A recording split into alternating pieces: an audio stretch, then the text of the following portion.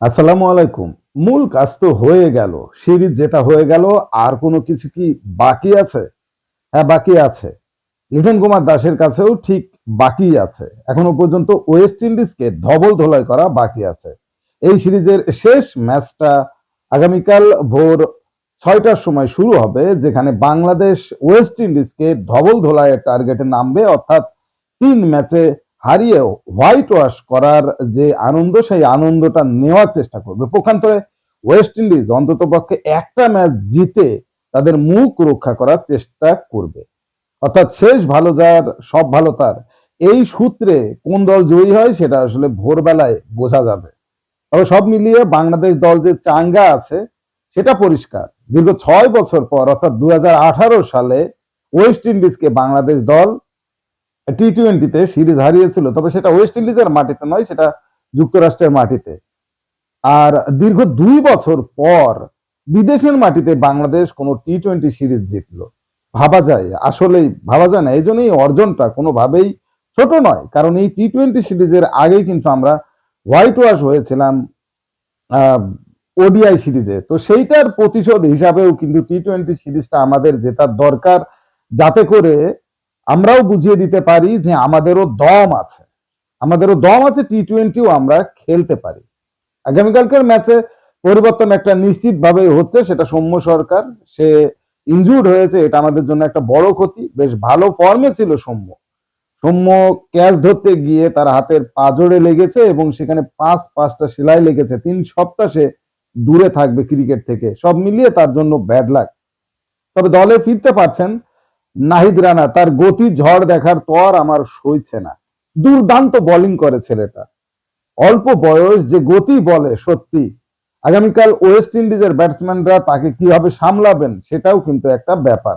কারণ সেন্ট ভিনসের যে ক্রিজ, এই ক্রিজে কিন্তু বিভিন্ন ক্যাটাগরির মানে বোলিং বৈচিত্র্য দেখা যাচ্ছে। পেসাররাও ভালো করছে থেকে থেকে, তবে সব থেকে বেশি ভালো করছে স্পিনাররা। বলে বলে টার্ন পাচ্ছে, ভালো বলে টার্ন পাচ্ছে।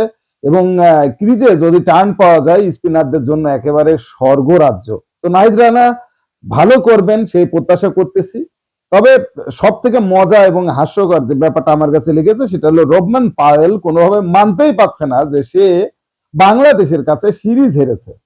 এটা কোনোভাবে সে মানতেই পারছে না। বিশেষ করে ১৩০ রানের টার্গেটে হারাটা সে ক্রাইম হিসাবে দেখছে, অন্যভাবে সে দেখছে। সে বলতেছে আজকের ক্রিজটা অন্যান্য দিনের মতো ছিল না, আজকের ক্রিজটা প্রথম ম্যাচের মতো ছিল না।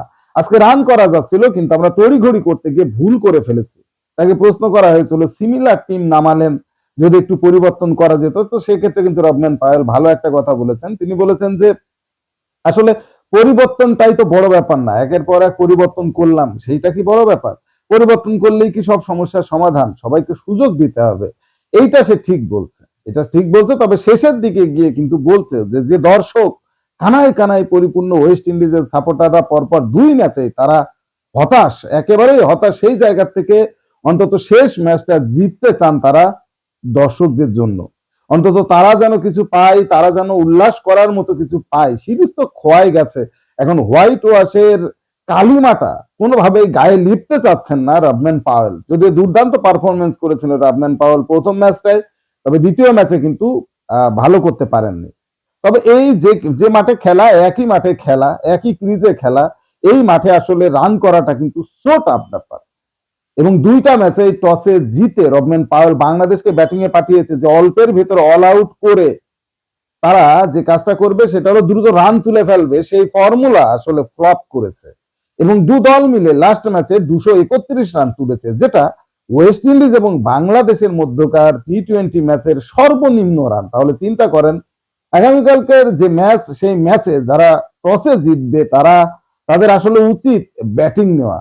যতই কঠিন ক্রিজ হোক, ব্যাটিং নেওয়াই উচিত। এবং ব্যাটিং নিয়ে যদি ১৪০ রান করা যায়, ১৪০-৪৫ রান তুললে নিশ্চিতভাবে বলা যায় যে এই রান দ্বিতীয় এন্ডে ব্যাটিং এ এসে করা যাবে না। তো সেই দিক থেকে টসে যারা জিতবে আমি মনে করি তাদের ব্যাটিং নেওয়া উচিত। কারণ যারা টসে জিতছে তারা আসলে ভুল করছে, তারা ফিল্ডিং নিচ্ছে এবং বাংলাদেশ দল জিতছে। অর্থাৎ ওয়েস্ট ইন্ডিজ ২টা ম্যাচেই টসে জিতেছে এবং বাংলাদেশকে ব্যাটিং এ পাঠিয়েছে, ২টা ম্যাচেই বাংলাদেশ জিতেছে।